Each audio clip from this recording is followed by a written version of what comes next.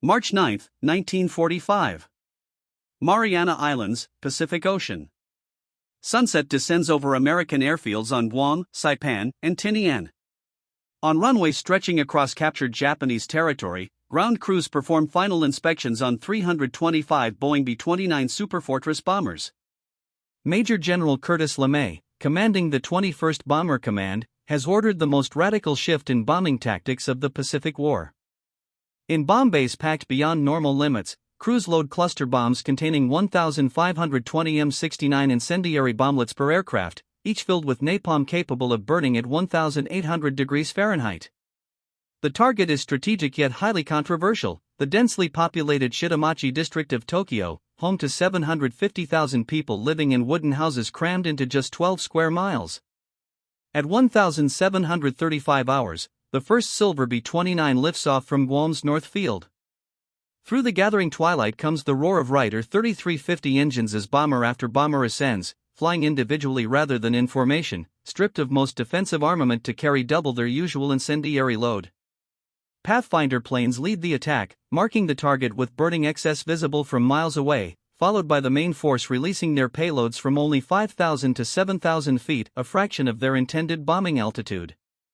What follows demonstrates the staggering power of American incendiary warfare and explains why Japanese air defenses, despite their resolve, could not prevent history's largest single air raid. The Boeing B-29 Superfortress had entered the Pacific theater as the most advanced aircraft of World War II. This revolutionary bomber required over 1.44 million engineering man-hours to design and represented an investment of $3 billion, far surpassing the Manhattan Project's $1.9 billion cost. The four-engine heavy bomber featured groundbreaking technology, pressurized crew compartments, remotely controlled gun turrets, and the most powerful piston engines ever installed in an aircraft.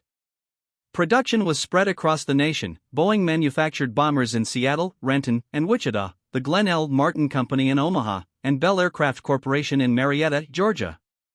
Each B-29 measured 99 feet in length with a wingspan of 141 feet and was powered by four Ryder 3350 duplex Cyclone engines producing 2,200 horsepower each. The aircraft could carry up to 20,000 pounds of bombs over a combat radius of 1,600 miles, reaching altitudes of 31,850 feet with a maximum speed of 357 miles per hour. By March 1945, American factories had delivered roughly 2,000 B-29s to combat units, with production accelerating toward the eventual wartime total of 3,970 aircraft. This enormous manufacturing effort demonstrated American industrial capacity. Boeing's Wichita plant alone was producing 4.2 Superfortresses per working day. The 20th Air Force, commanded directly by General Henry Hap Arnold, first deployed these strategic bombers from bases in China in June 1944, then from the newly captured Mariana Islands starting November 17, 1944. The 21st Bomber Command operated three bombardment wings from the Marianas, the 73rd and 313th Bombardment Wings on Saipan, and the 314th Bombardment Wing on Guam. These units could launch over 300 B-29s for a single mission, each maintained by specialized ground crews working around the clock. In stark contrast, Japan's air defense system was fragmented. By early 1945, the Imperial Japanese Army and Navy operated separate, uncoordinated command structures with minimal inter-service communication. Their primary night fighter, the Nakajima J-1N Gecko Moonlight, had been hastily converted from a reconnaissance aircraft. Armed with twin 20mm Type 99 cannons angled upward at 30 degrees and another pair firing downward, the Gecko could theoretically attack bombers from unexpected angles. However, Japan had produced only 479 of these aircraft during the entire war, with many already lost. The Kawasaki Ki-45 Toryu Dragon Killer served as another night fighter, equipped with a 37mm nose cannon and oblique-firing 20mm guns, but only 1,171 had been manufactured since 1941. Without radar for night interception, these aircraft relied on searchlights and visual identification. Nearly impossible tasks against fast-moving bombers in darkness. Ground-based defenses were equally inadequate. Tokyo possessed fewer than 500 heavy anti-aircraft guns defending the entire metropolitan area. The Type 9988mm gun provided the main high-altitude defense, while the Type 9820 mm cannon offered close-range protection with an effective ceiling of only 11,500 foot. Most critically, Japan lacked fire control radar for anti-aircraft artillery, depending instead on optical rangefinders and sound locators that became useless in poor weather or at night. The numbers told a challenging story. While America could deploy hundreds of B-29s from the Marianas alone, Japanese forces operated perhaps 200 operational night fighters throughout the home islands by March 1945. Fuel shortages restricted training flights, leaving new pilots with minimal night flying experience. Aviation.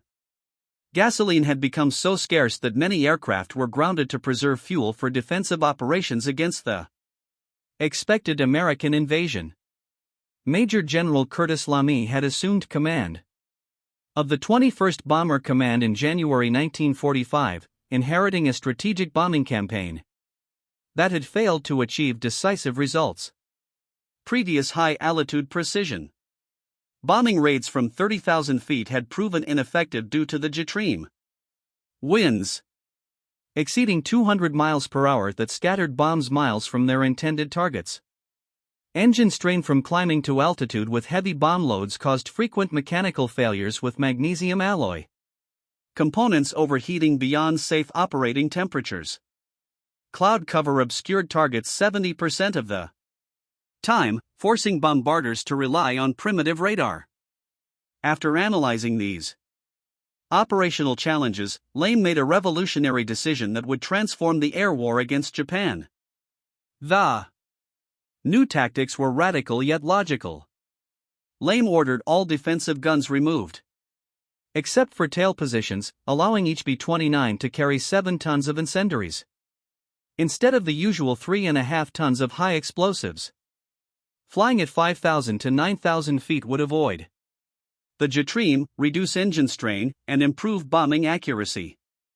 Night attacks would minimize exposure to Japanese fighters, which lacked radar and trained night fighter pilots. Individual aircraft would navigate by Loran radio signals, attacking in a continuous stream over several hours rather than concentrated formations.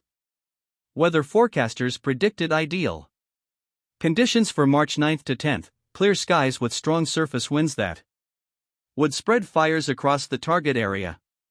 The target selection revealed the operation's strategic nature. American planners selected areas where Japanese cottage industries produced aircraft parts, electrical equipment, and precision instruments in small workshops integrated within residential zones. Intelligence officers had consulted maps produced by the Office of Strategic Services, ranking Tokyo's wards by their infrastructure density, utilizing pre-war Japanese urban planning documents. The selected zone in northeastern Tokyo included the Asakusa, Honjo, and Fukagawa wards. Working-class neighborhoods with extremely high population density were extended. Families lived in wooden structures separated by narrow alleys. The M69 incendiary bomblet represented advanced warfare technology. This hexagonal steel pipe measured 3 in diameter and 20 in long, weighing 6 pounds. Unlike earlier thermite or magnesium designs that burned hotter but could be extinguished, the M69 used napalm jellied gasoline developed by Standard Oil and Harvard University scientists. Dropped in E-46 amable clusters of 38 bomblets that separated at 2,000-foot altitude. Each M69 deployed a cotton streamer to orient its fuse downward. Upon impact, a time delay fuse burned for 3 to 5 seconds before a white phosphorus charge ignited, dispersing flaming napalm up to 100 feet in multiple directions.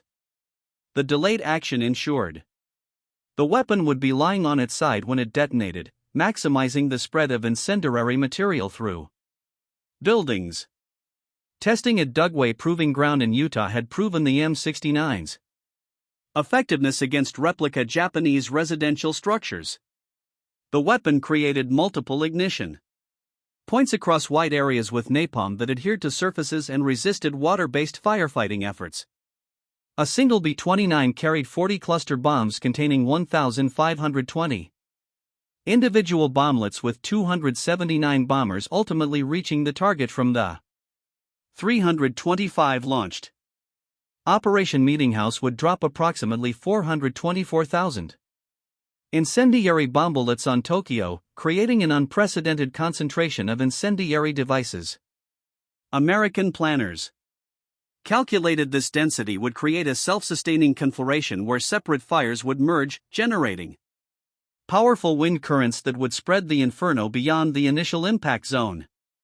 The first B-29 lifted off from Guam just after 5:30 p.m. on March 9, piloted by the mission commander, Brigadier General Thomas Sarsfield Power of the 314th Bombardment Wing.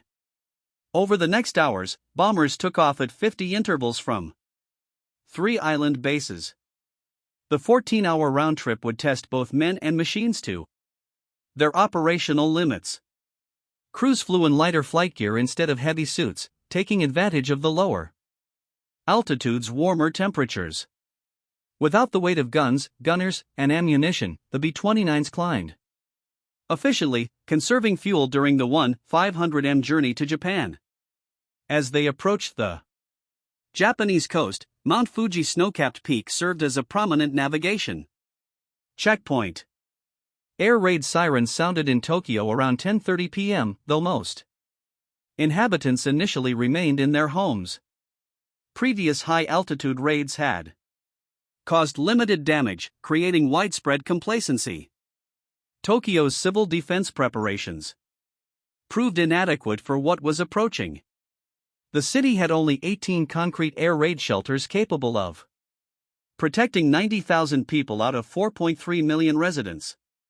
Most families relied on bugo, shallow trenches covered with boards or simple dugouts that offered minimal protection against incendiaries. The city's 8,000 firefighters possessed mainly hand pumps and bucket brigades designed for peacetime emergencies. Neighborhood associations had organized civilian firefighting groups consisting primarily of elderly residents, women, and teenagers equipped with sand buckets and water containers. The first Pathfinder B-29s arrived over Tokyo at 12:08 a.m. on March 10, approaching from different directions to mark the target zone. Flying at just 5,000 feet, they dropped M47 napalm bombs that immediately created visible fire markers, forming an enormous burning X. The main force arrived minutes later with bombarders aiming for the illuminated marker. Weather conditions proved significant for the operation.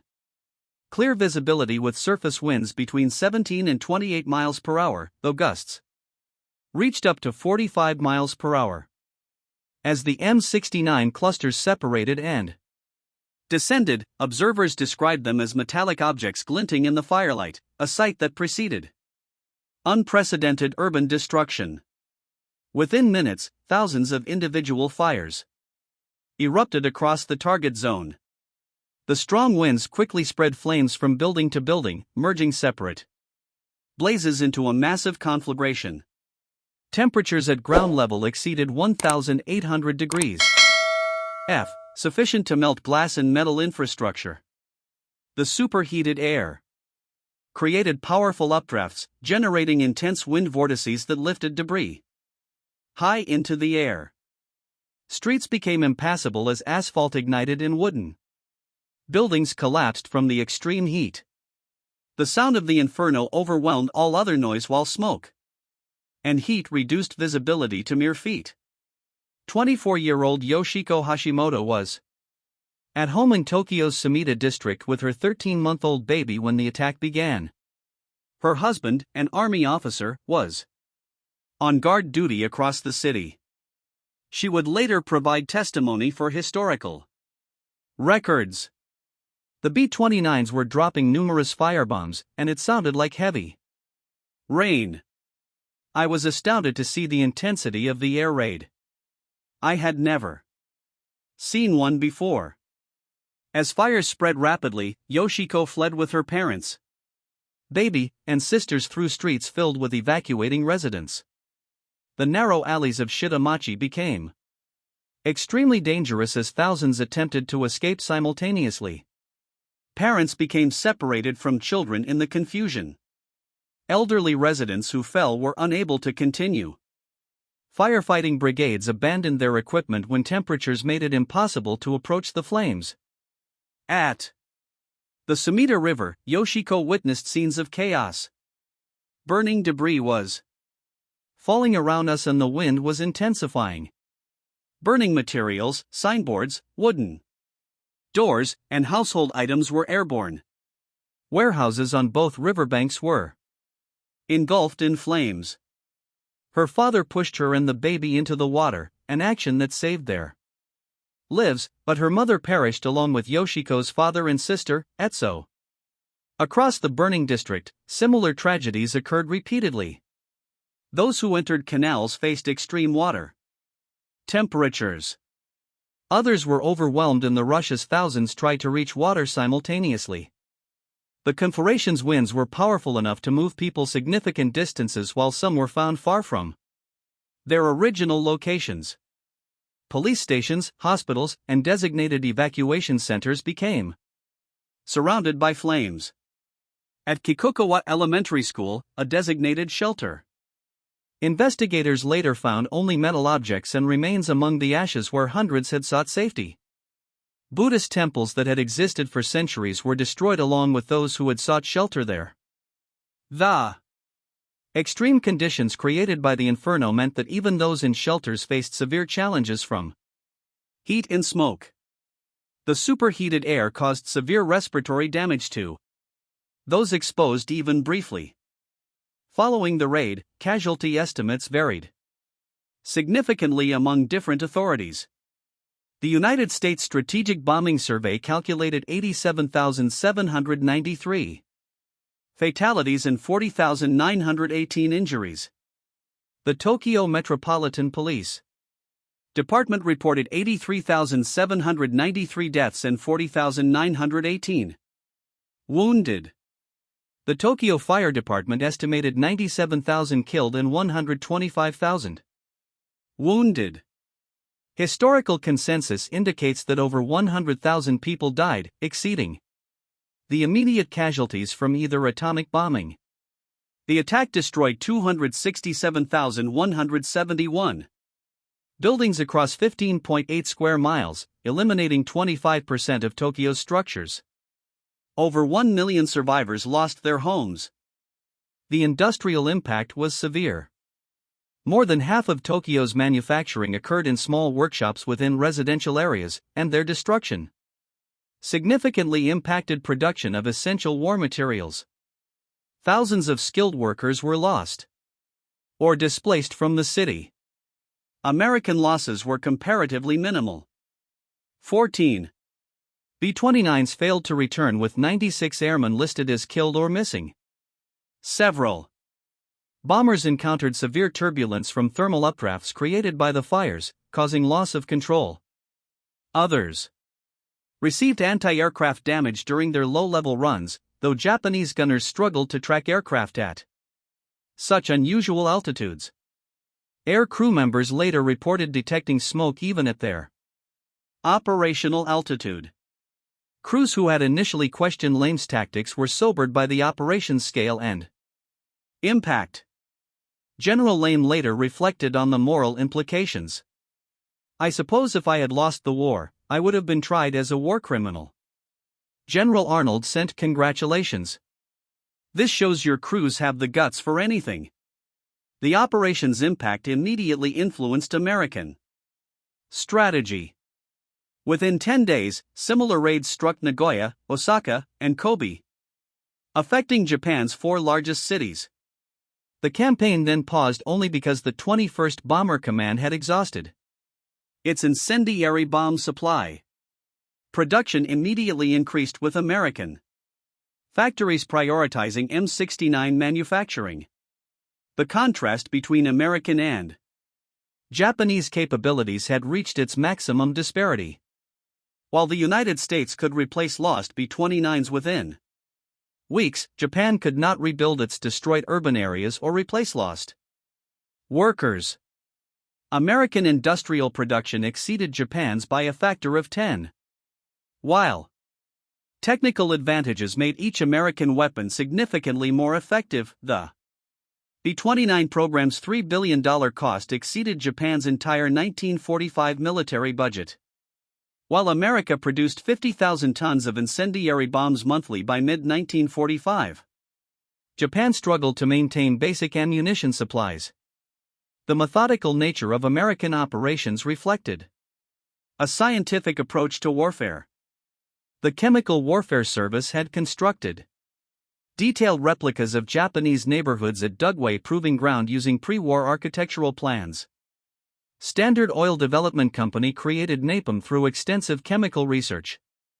Harvard and the University of Chicago contributed analytical studies on fire propagation patterns. This integration of scientific research with military operations contrasted with Japanese military doctrine that emphasized traditional values over material considerations, an approach that proved inadequate against modern warfare methods. Japan's inability to develop effective counter measures demonstrated strategic limitations. Despite the February 25 preliminary raid that destroyed 28,000 buildings, authorities made minimal improvements to fire defenses. Proposals to create fire breaks by demolishing buildings were not implemented. Evacuation plans remained largely theoretical.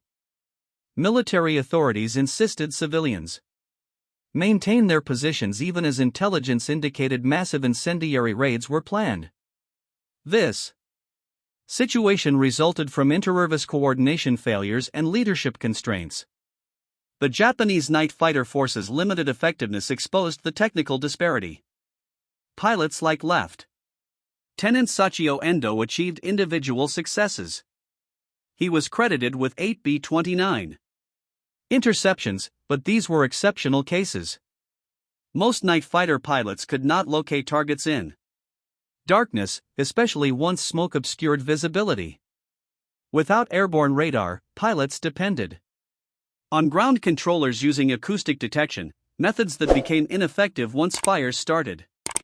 The few pilots who intercepted B-29s found their 20mm cannons often insufficient against the bombers' robust construction unless they achieved critical hits on engines or fuel systems. Some pilots attempted ramming attacks, sacrificing themselves for single bomber kills. Tokyo's fire department exemplified Japan's infrastructural limitations. The city operated 286 fire engines, mostly manual pump units requiring multiple operators. Water pressure was insufficient for large-scale firefighting, while infrastructure damage compromised the water distribution system. Fire department procedures emphasized protecting individual structures through traditional methods, approaches inadequate against thousands of simultaneous ignition points. When the conflagration began, most fire companies were overwhelmed rapidly, their equipment destroyed and personnel forced to evacuate. The psychological impact on survivors was profound and lasting. Many described feeling that traditional protection systems had failed. Refugees departing Tokyo spread accounts throughout Japan, their experiences contradicting official information about the war situation. Worker attendance at factories declined significantly as civilians lost confidence. The term routine air raid entered common usage as cities were systematically targeted. By August 1945, 66 Japanese cities had experienced major incendiary attacks, with much of urban Japan severely damaged before the atomic bombings occurred. The operation's success influenced American planning for Operation Downfall, the planned invasion of Japan. Military planners calculated that continued incendiary raids would eliminate remaining industrial capacity by October. Lame believed that strategic bombing alone might compel surrender without requiring invasion. Joint Chiefs of Staff estimates indicated that conventional bombing had already caused approximately 900,000 civilian casualties and would cause millions more if the conflict continued. These assessments influenced President Truman's decision regarding atomic weapons, viewing them not as alternatives to conventional bombing, but as potentially decisive psychological weapons. The human dimension transcended national boundaries. American aircrews carried psychological burdens for years, processing their role in the operation despite wartime context. Richard Bale of the 9th Bombardment Group could observe the fires clearly from his aircraft, an image that remained with him. Japanese survivors lived with lasting physical and emotional effects. Families on both sides experienced irreplaceable losses that affected multiple generations. The raid created numerous orphans and widows, overwhelming social support systems and contributing to post-war challenges. Recovery efforts revealed the comprehensive nature of the destruction. Medical facilities in the target area were eliminated along with educational institutions, religious buildings, and administrative centers. The morning of March 10 revealed a transformed landscape where eastern Tokyo had existed. Only concrete and brick structures remained standing across miles of ash-covered ground. Survivors searched through unrecognizable areas for landmarks that no longer existed. Recovery teams required heavy equipment to clear areas. Many victims could not be identified. Mass funeral services continued for weeks. Waterways remained blocked with debris for extended periods. The industrial impact exceeded initial projections. Tokyo's eastern districts contained thousands of small workshops where families produced specialized components, precision instruments, electrical components, mechanical fittings. Their elimination disrupted supply chains supporting major factories. The loss of experienced craftsmen, machinists, and technical specialists who required years of training proved irreplaceable. Worker productivity in surviving facilities declined as employees dealt with personal losses, housing challenges, and diminished morale.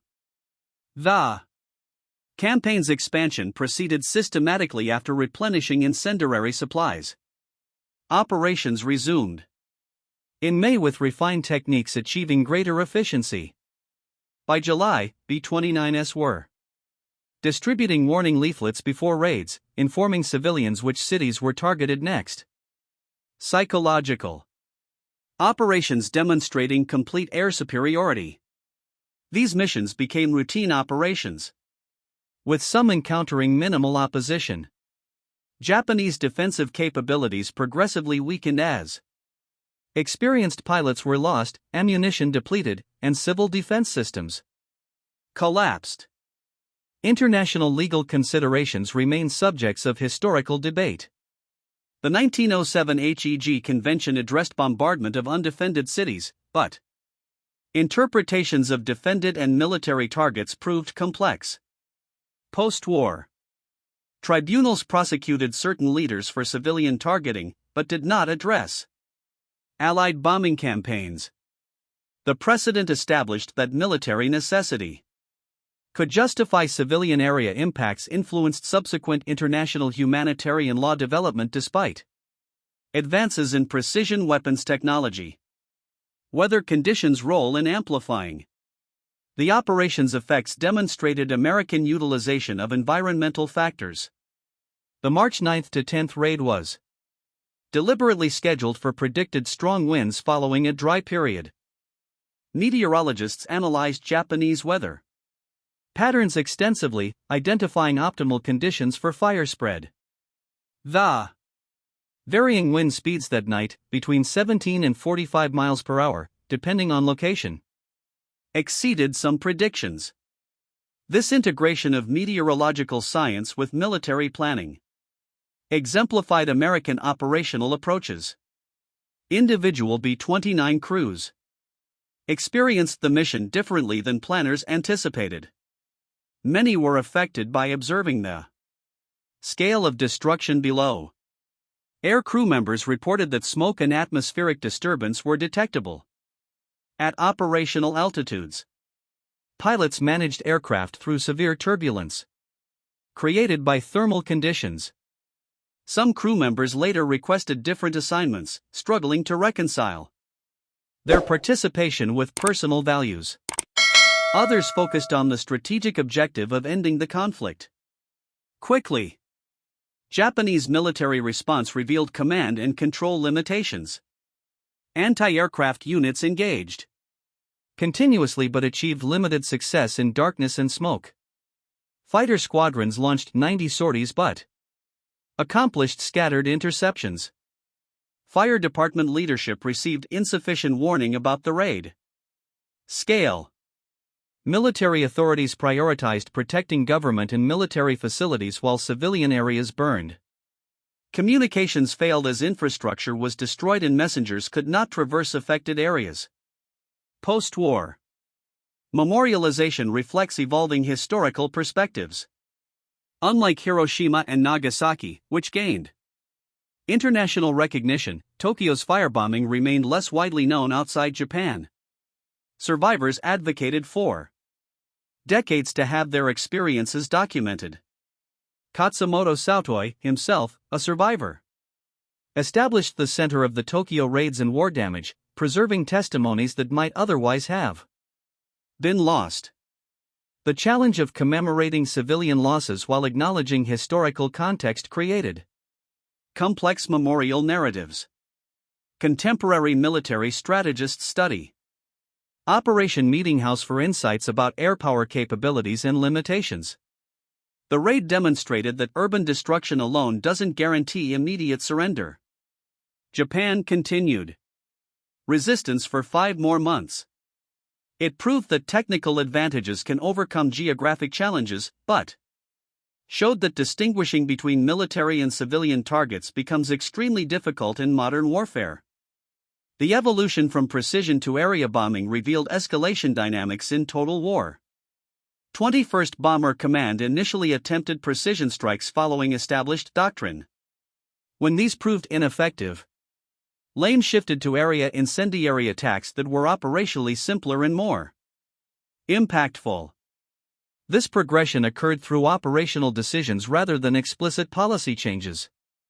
By March 1945, urban area attacks had become routine, with target selection based on population density and industrial distribution rather than specific military installations.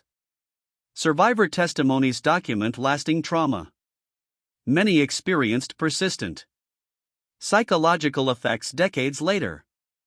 Children separated from families often never learned their relatives' fates. Yoshiko Hashimoto's testimony remains in historical archives. The memory of that night never leaves me. My mother, father, and sister died, while my baby and I survived. I think about them every day. The social structure of working class Tokyo was fundamentally altered. Extended families dispersed. Traditional businesses eliminated. Neighborhood networks that had existed for generations disappeared overnight. The ultimate evaluation of Operation Meetinghouse concerns its role in hastening the war's end. While historians continue to debate whether strategic bombing alone could have forced surrender, the raids undeniably accelerated Japan's military collapse. The systematic devastation of urban areas created circumstances in which continued resistance became increasingly untenable. Emperor Hirohito later cited the bombing campaigns and the domestic situation as factors influencing the surrender decision. The 100,000 people who perished in Tokyo contributed to ending a conflict that a potential invasion might have prolonged, possibly resulting in millions more casualties, a calculation that offers little comfort to survivors but shaped strategic choices. The story of Operation Meetinghouse demonstrates warfare's transformation from limited military engagements to full-scale societal conflicts. Residential neighborhoods built over generations were obliterated within hours by weapons produced thousands of miles away. A conflict that began with territorial expansion concluded with advanced technology impacting civilian populations who had minimal direct involvement in military operations. The contrast between B-29s delivering sophisticated incendiary payloads and Japanese defenders relying on rudimentary firefighting tools highlighted the decisive significance of industrial and technological capacity. The historical irony remains that the raid's effect was largely eclipsed by the atomic bombings. 5 months later, the massive immediate casualties of March 10 received less attention compared to the unique nature of nuclear weapons, allowing conventional bombing to attract less scrutiny. This perspective enabled the continued development of conventional area effect weapons, including various incendiaries, in later conflicts without the restrictions associated with nuclear arms. Statistics provide only a partial understanding.